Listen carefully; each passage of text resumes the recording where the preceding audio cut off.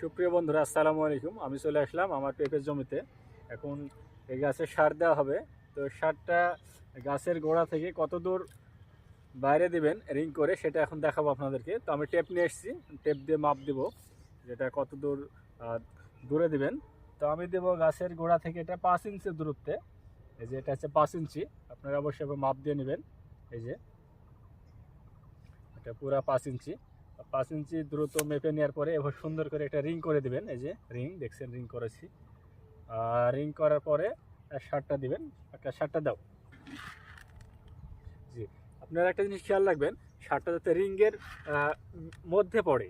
হ্যাঁ, এই যে রিংয়ের মধ্যে এভাবে সুন্দর করে দিয়ে দিবেন। তো সারের একটা পরিমাপ আছে, মাপটা ঠিকঠাক করে এটা দেওয়া হচ্ছে।